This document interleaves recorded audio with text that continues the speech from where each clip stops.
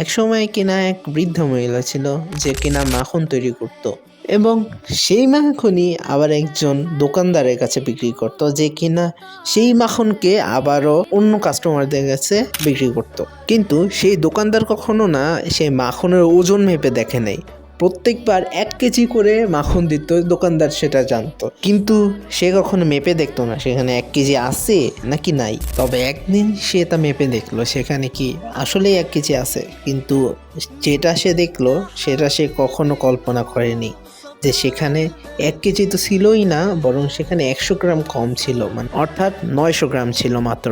তখন সে ক্ষুব্ধ হয়ে যায় সেই বৃদ্ধ মহিলার উপরে যে সে এতদিন তাকে ঠকিয়ে গিয়েছে, তাই সে কালকের জন্য ওয়েট করে। পরের দিন যখন বৃদ্ধা মহিলা মাখন নিয়ে আসে তখন বরাবরের মতোই দোকানদার বৃদ্ধা মহিলাকে মাখনের জন্য মানা করে দেয়। তবে বৃদ্ধা মহিলা এতে খুব চিন্তিত হয়ে যায় এবং বলে যে, জনাব, আমি কি কোনো ভুল করেছি?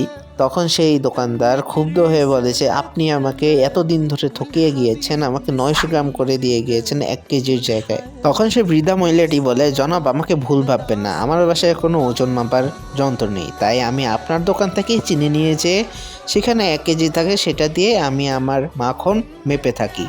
এরপর সেই দোকানদার বুঝতে পারে তার দোকান থেকেই সে বৃদ্ধা মহিলাকে 900 গ্রাম করে চিনি দেওয়া হতো, যে কারণে সেও 900 গ্রাম করেই মাখন পেত।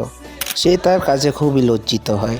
তবে এই গল্পটি দ্বারা আমরা শিখতে পারলাম যে আপনি জীবনে যাই করেন না কেন সেটার প্রতিদান আপনি জীবনে কোনো না কোনো সময় কখনো না কখনো কারো মাধ্যমে আপনি পাবেনই পাবেন, সেটা যখনই হোক। ভালো করলে ভালো ফল পাবেন আর খারাপ করলে খারাপ, বাট চয়েসটা আপনার।